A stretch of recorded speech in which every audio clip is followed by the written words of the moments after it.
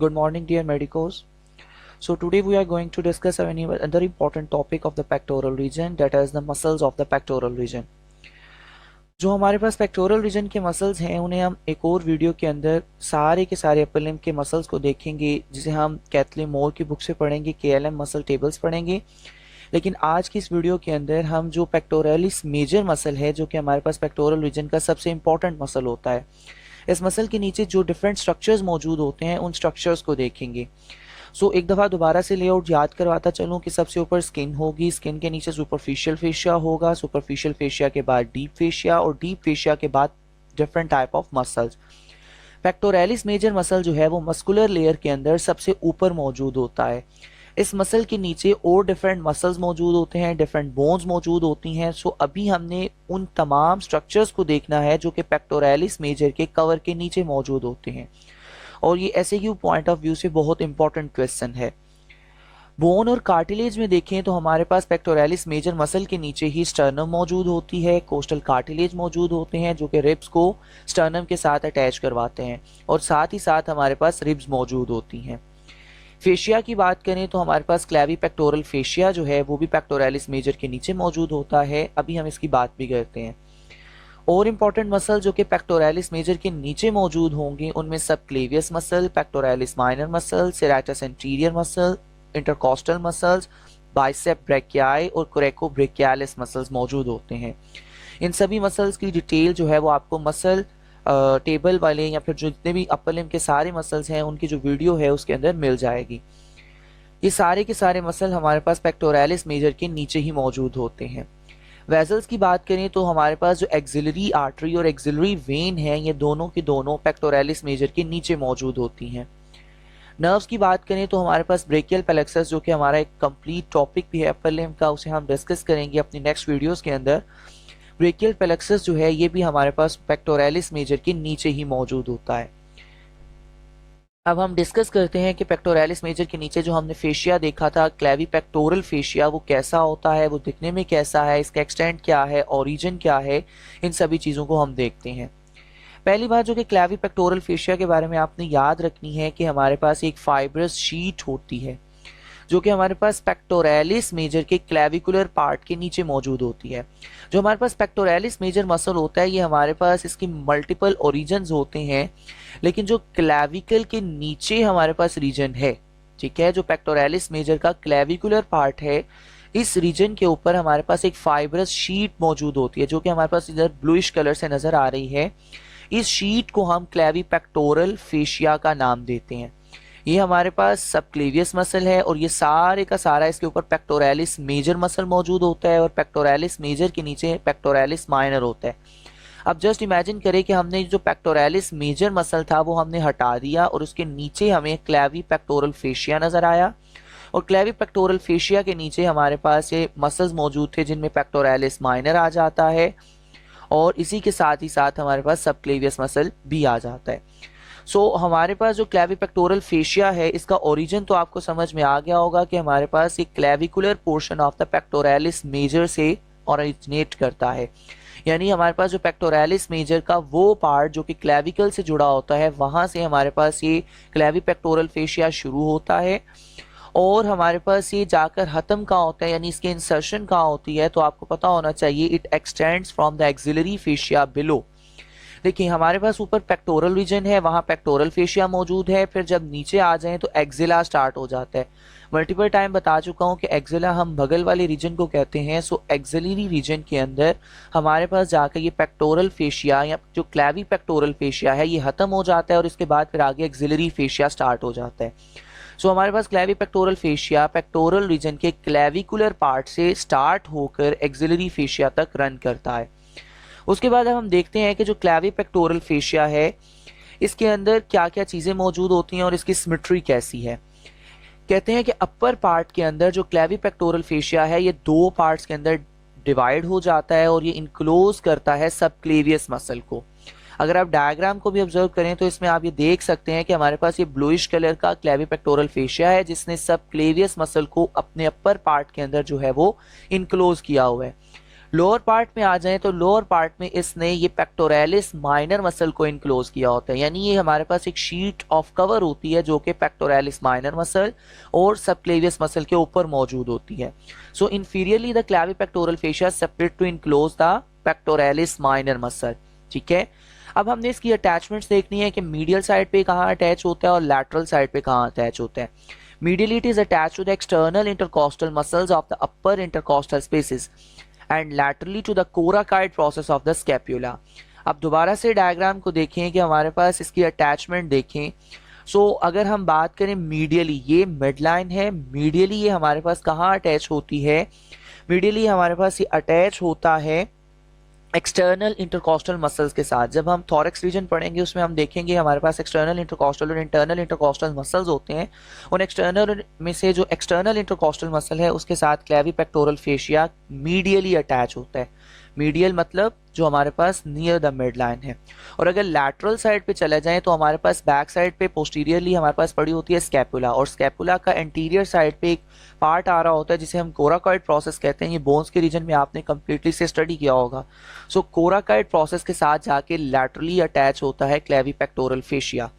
क्लैविपेक्टोरल fascia की attachments आपके finger tips पे होनी चाहिए कि मीडियली एक्सटर्नल इंटरकॉस्टल मसल्स के साथ अटैच होता है और लैटरली हमारे पास ये अटैच होता है coracoid process of the scapula के साथ। ठीक है, और अगर नीचे चले जाएं तो नीचे हमें यानी बिलो द मसल हमें एक सस्पेंसरी लिगामेंट नजर आता है। ठीक है, अब लास्ट चीज जो आपने याद करनी है वो क्लैविपेक्टोरल फेशिया के कंटेंट्स हैं कि क्लैविपेक्टोरल फेशिया में क्या कुछ होता है। तो याद रखें इसमें एक लैटरल पेक्टोरल नर्व होती है, इसमें सेफलिक वेन होती है, इसी के साथ साथ हमारे पास लिम्फेटिक्स मौजूद होते हैं और साथ ही साथ हमारे पास एक्रोमियोथोरेसिक आर्टरी या फिर थोरैकोएक्रोमियल आर्टरी है। इसे याद करने के लिए आप एक न्यूमोनिक याद कर लें, CALL काल। सी से हमारे पास सेफलिक वेन बन जाएगी, ए से हमारे पास एक्रोमियोथोरेसिक आर्टरी। ये जो थोरैकोएक्रोमियल आर्टरी है इसके दो नाम होते हैं, एक थोरैकोएक्रोमियल आर्टरी और दूसरा इसे एक्रोमियोथोरेसिक आर्टरी भी कहते हैं। इंस्टेड ऑफ थोरैकोएक्रोमियल आर्टरी आप एक्रोमियोथोरेसिक आर्टरी के नाम से इसे याद करें। कॉल में C stands for cephalic vein, A stands for acromial artery, acromiothoracic artery, and L stands for the lymphatics of the axillary region, और second L stands for the lateral pectoral nerve, जो कि हमने अभी देखा कि हमारे पास total 4 contents है। CALL से आप इसे याद कर सकते हैं। और ये clavipectoral fascia exam point of view से बहुत इंपॉर्टेंट है, मोस्टली एग्जाम के अंदर ये SEQ की फॉर्म में हमें देखने को मिलता है। नेक्स्ट हम पढ़ते हैं कि हमारे पास जो एक मेजर मसल है serratus anterior muscle. Serratus anterior muscle के बारे में ये बात याद रखें कि मेनली ये पेक्टोरल रीजन का मसल बिल्कुल नहीं होता, लेकिन हम वैसे ही पेक्टोरल रीजन के साथ इसे पढ़ लेते हैं क्योंकि ये पेक्टोरलिस मेजर के नीचे मौजूद होता है। ये structure under the cover of the pectoralis major का हिस्सा है।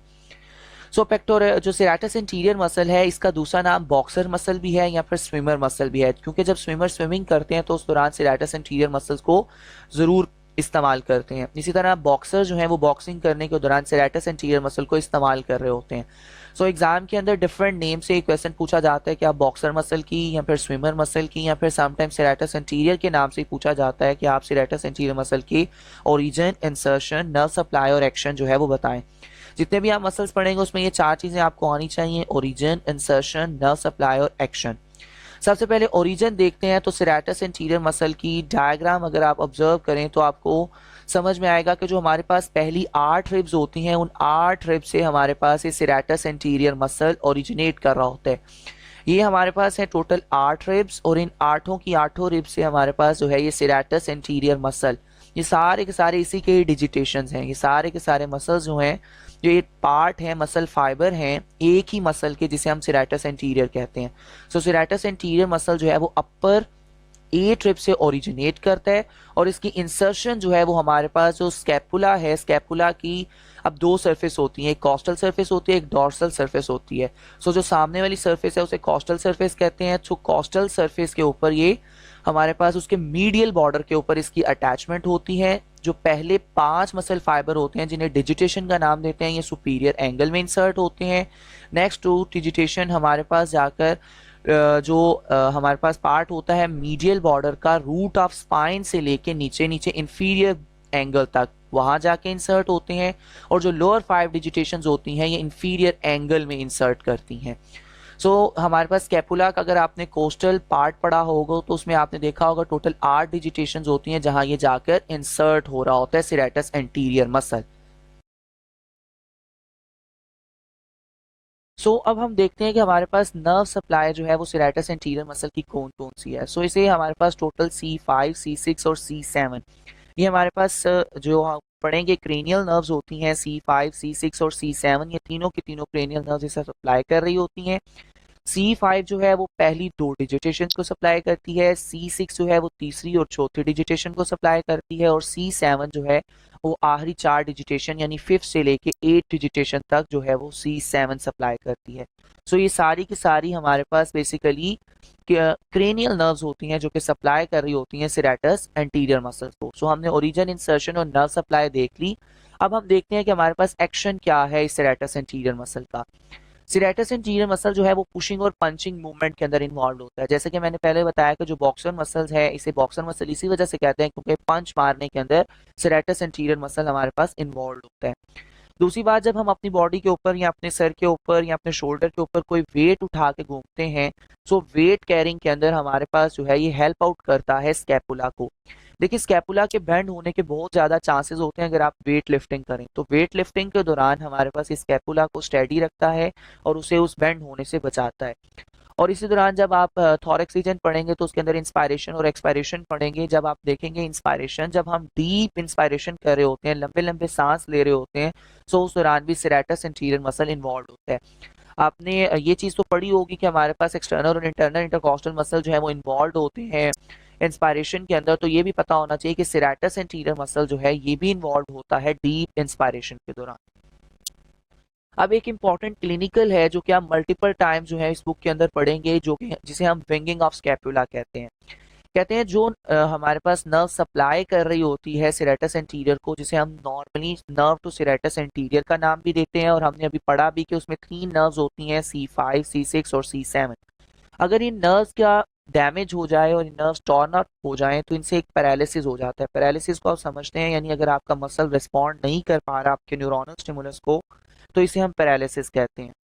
अगर सिरेटस एंटीरियर मसल का पैरालिसिस हो जाए तो आपकी जो स्कैपुला की 2 चीजें, एक उसका इंफीरियर एंगल और साथ ही साथ उसका मीडियल बॉर्डर, ये रेज कर जाता है और आपको बड़ी आसानी से बाहर से नजर आ रहा होता है। यानी आप ये कहते हैं, जिसे हम आम लैंग्वेज के अंदर कह रहे होते हैं कि हड्डी नजर आ रही है।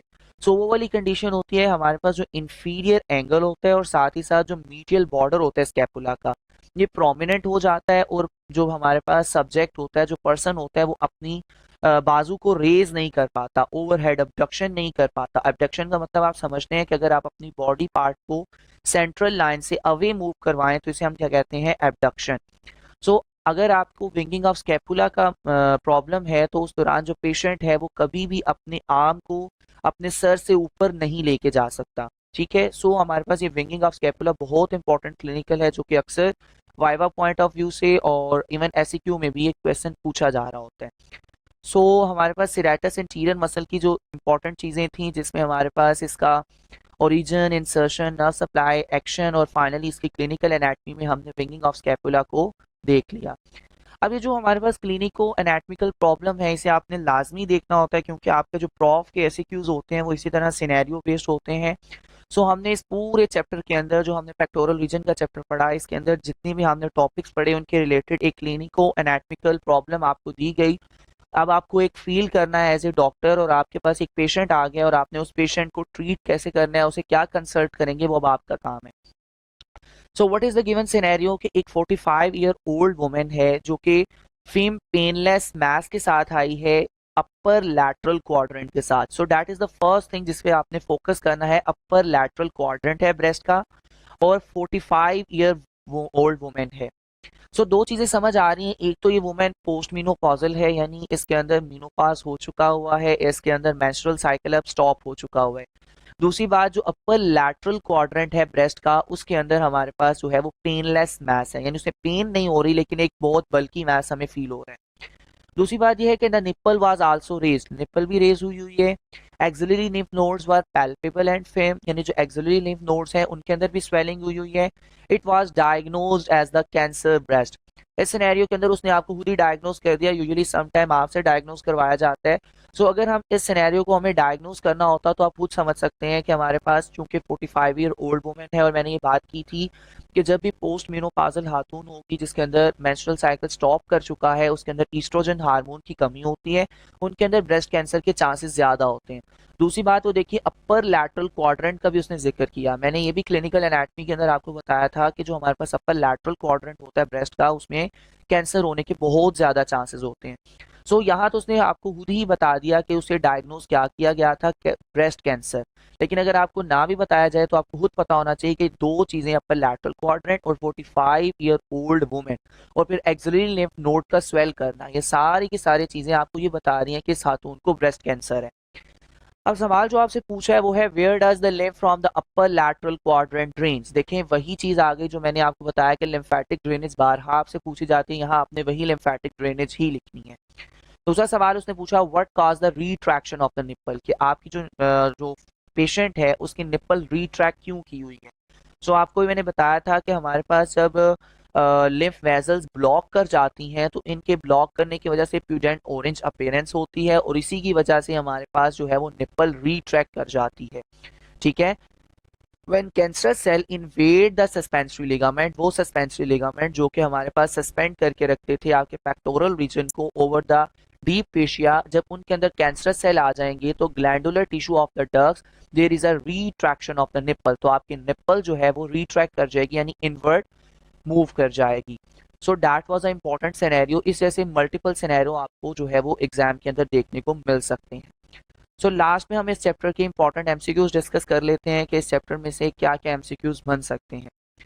So first MCQs is, which of the following muscle does not form the deep relation of the memory gland. So that was completely based on your cramming कि हमारे पास कौन कौन से मसल थे। पेक्टोरालिस मेजर मसल हमने देखा था, सिराटस anterior muscle भी, और एक्सटर्नल ओब्लीक मसल, ये तीनों के तीनों जो है वो हमारे पास डीप रिलेशंस में मौजूद थे। एक जो मसल है जो कि डीप रिलेशन में नहीं था, that was pectoralis minor muscle. अगर आप इसी जो मैंने आपको प्रीवियस वीडियो में बताए थे डीप रिलेशन ऑफ ब्रेस्ट, उसके अंदर आप देखेंगे तो मैंने बताया था pectoralis major muscle, serratus anterior muscle और एक्सटर्नल ओब्लीक मसल, ये तीनों के तीनों मसल हमारी ब्रेस्ट के नीचे मौजूद होते हैं, यानी इसके डीपली मौजूद होते हैं। So the correct option is the pectoralis minor muscle, क्योंकि उसने पूछा है कि कौन सा इनमें से पार्ट है जो कि हमारे पास मौजूद नहीं होता मेमोरी ग्लैंड के नीचे। So the answer is pectoralis minor muscle. दूसरा एमसीक्यूज है, one of the following structure does not pass the clavipectoral fascia. Mnemonic याद करवाया था CALL, उसमें सैफ्लिक वेन भी आ जाती है, एक्रोमियोथोरेसिक आर्टरी भी आ जाती है, लैटरल पेक्टोरल नर्व भी आ जाती है, और लिम्फेटिक्स भी आ जाते हैं। लेकिन काल के अंदर कहीं भी एम नहीं आता, यानी मीडियल पेक्टोरल नर्व जो है ये क्लेवी पेक्टोरल फेशिया का कंटेंट नहीं है। सो the answer is medial pectoral nerve. Question number 3 है, which of the following arteries does not supply the memory gland. Memory gland को हमने देखा था कि हमारे पास मल्टीपल आर्टरीज थी जो कि सप्लाई कर रही थी मेमोरी ग्लैंड को। इनमें एक इंटरनल थोरेसिक आर्टरी थी, और इंटरनल थोरेसिक आर्टरी की परफोरेटिंग ब्रांचेस थी। फिर हमारे पास सुपीरियर, इंटरमीडिएट और लैटरल जो है वो थोरेसिक आर्टरीज थी, और थोरेको एक्रोमियल आर्टरी थी। सो अब देखें इसमें सुपीरियर थोरेसिक ये सप्लाई करती है, लैटरल थोरेसिक सप्लाई करती है, क्योंकि दोनों के दोनों जो है वो किसका पार्ट है, ये दोनों के दोनों एक्सिलरी आर्टरी की ब्रांचेस हैं। थोरैको एक्रोमियल आर्टरी भी सप्लाई करती थी, लेकिन ये जो थोरैको dorsal branch of the sub scapular artery, ये तो आपने अभी पढ़ी भी नहीं। ये आर्टरी वो आर्टरी है जो कि हमारे मेमोरी ग्लैंड को सप्लाई नहीं करती। So the axillary sheath is drive from which fascia. ये कैसा क्वेश्चन है जो हमने पूरे चैप्टर के अंदर कहीं नहीं पढ़ा, लेकिन ये आगे जाके हम पढ़ेंगे कि एक्सिलरी शीथ जो हमने पढ़ी थी क्लेवी पेक्टोरल फेशिया जहाँ के खत्म होता है एक्सिलरी फेशिया शुरू होता है, ये कहाँ से निकलता है, ये प्री वर्टिब्रल पार्ट से निकलता है। इसे अभी आप चाहे स्किप कर देंगे, हम आगे जाके नेक्स्ट चैप्टर्स के अंदर ये एमसीक्यूज डिस्कस करेंगे। आगे आ जाता है कि विंगिंग ऑफ स्कैपुला किसके पैरालिसिस की वजह से होता है। ये हमने बारहा बात की कि सिराटस एंटीरियर मसल की वजह से पंचिंग मूवमेंट खत्म हो जाती है, आप ओवरहेड अबडक्शन नहीं कर सकते। इंफीरियर एंगल और आपका मीडियल बॉर्डर वो रेज कर जाता है, जिसे हम विंगिंग ऑफ स्कैपुला कहते हैं, और ये मेनली सिराटस एंटीरियर मसल्स के पैरालिसिस की वजह से होता है। So that was all about the chapter number 3, that is the pectoral region. अब एग्जाम पॉइंट ऑफ व्यू से ये चैप्टर बहुत इंपॉर्टेंट है, इसमें से मल्टीपल जो है वो आपके एमसीक्यूज और एससीक्यूज बनते होते हैं। याद रखें अपर लिम्ब के ये दो इंपॉर्टेंट चैप्टर हैं, जिसमें एक एक्सिला आ जाता है और एक हमारे पास ये पेक्टोरल रीजन है। सो इस चैप्टर को आपने बड़े अच्छे से पढ़ना है और इस चैप्टर के रिलेटेड कोई भी क्वेश्चन हो तो आप जो है वो कमेंट सेक्शन में पूछ सकते हैं।